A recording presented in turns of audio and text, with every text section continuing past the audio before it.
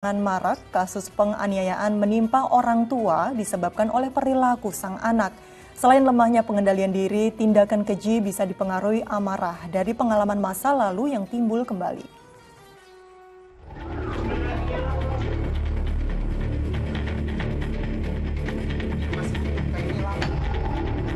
Hubungan kekeluargaan terlebih antara anak dan orang tua semestinya merupakan ikatan kasih sayang yang abadi. Sayangnya, apa yang terjadi di Medan, Sumatera Utara berikut ini justru menggambarkan kisah durhaka seorang pemuda terhadap ibu kandungnya.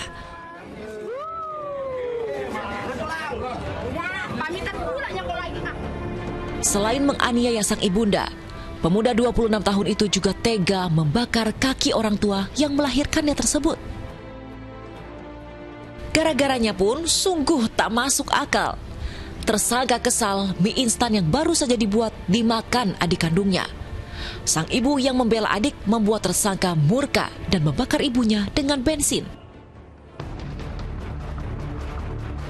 Perilaku biadab terhadap orang tua juga dilakukan seorang remaja di Kota Bengkulu. Pemuda berumur 19 tahun itu tega memukul wanita yang melahirkannya dengan balok kayu.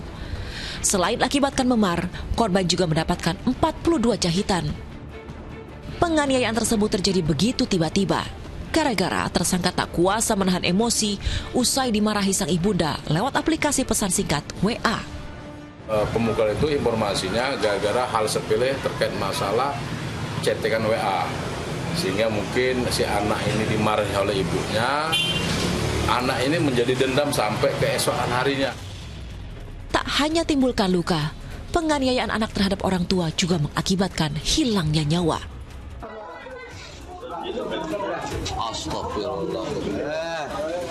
Seperti yang terjadi di Desa Tanjung Iman, Lampung Utara.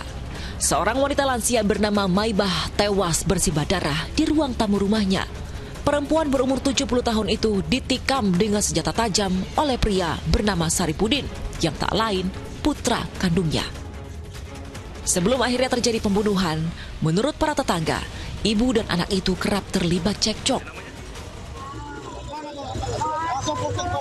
Usai ditangkap polisi dari usaha melarikan diri, tersangka berdalih pembunuhan terjadi dipicu sakit hati. Permintaan uang untuk membeli rokok tak dipenuhi sang ibunda.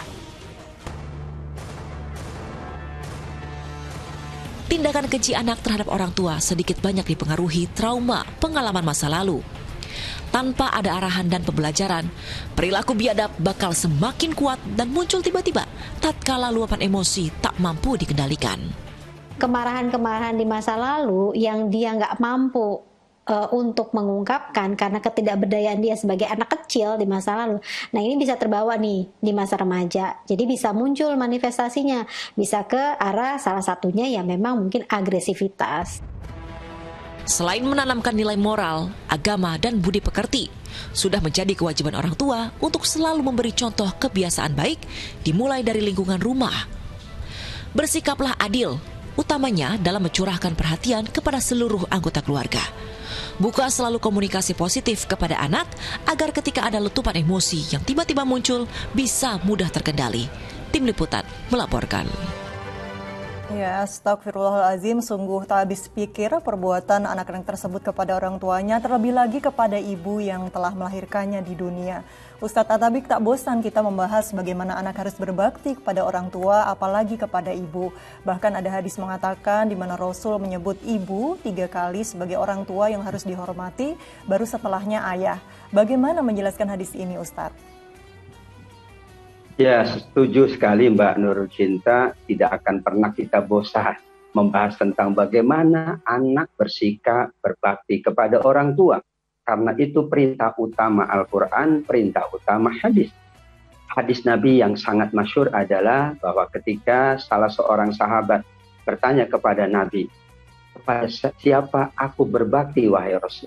Kata Nabi, ummaka, ibumu. Bertanya lagi dia, kepada siapa aku layak berbakti? Ibumu, kata Nabi, ummaka.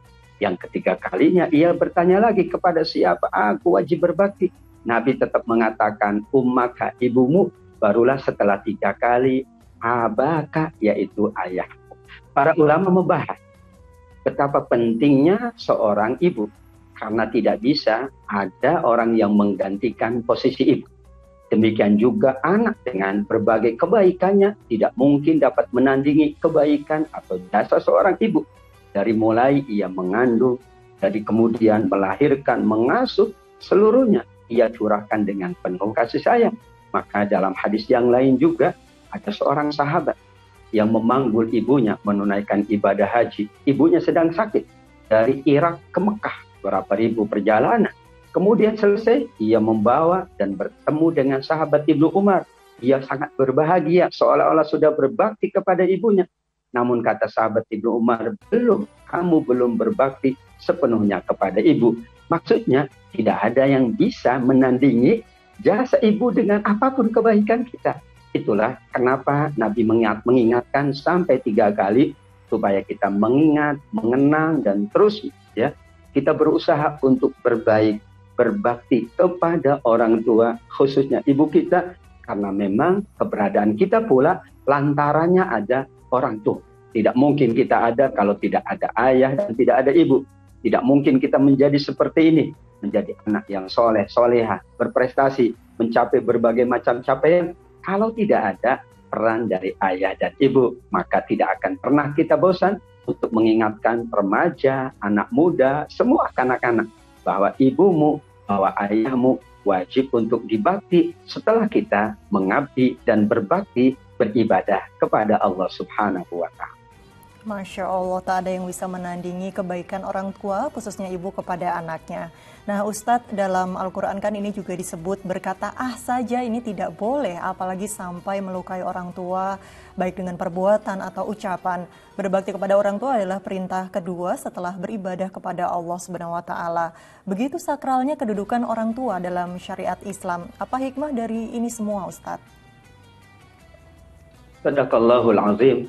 Maha benar Allah dengan firman-Nya bahwa beribadah kepada Allah adalah kewajiban utama, tapi urutan berikutnya berbakti kepada kedua orang tua. Apa hikmahnya? Orang tua disebut oleh Allah untuk kita banyak berbakti dan berbuat baik. Hikmah yang pertama adalah bahwa Allah mengingatkan surga kita juga tergantung dari orang tua. Kalau orang tua ridho, kita dapat surga sebagai anak-anak. Tapi kalau orang tua tidak ridho, maka demikian juga kita tidak layak mendapatkan surga Allah. Sehingga Nabi mengatakan bahwa surga seseorang tergantung ridho kedua orang tuanya. Segala sesuatu yang dikaitkan dengan surga itu penting. Karena itu balasan paling tinggi. Nah, berbakti kepada orang tua, memberikan kebaikan kepada orang tua, dikaitkan dengan surga. Hikmah yang kedua, bahwa sesungguhnya kita ingin seluruh kehidupan ini berjalan dengan baik. Dan fungsi orang tua sangat besar. Bahkan diyakini oleh Imam Al-Ghazali, kebaikan, suksesnya anak itu yakin karena ada orang tua. Doa orang tua, kebaikan orang tua, nangisnya orang tua, munajat orang tua. Dan kita meyakini Imam Asy-Syafi'i rahimahullah menjadi imam, menjadi seorang yang dikagumi adalah lantaran ibunya, dan itu diakui pula oleh Imam Syafi'i rahimahullah.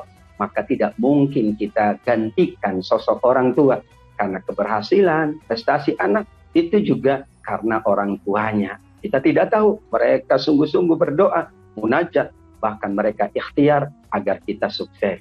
Dan hikmah berikutnya, bahwa kenapa Allah wajibkan berbakti kepada orang tua setelah kita mengabdi dan beribadah kepada Allah.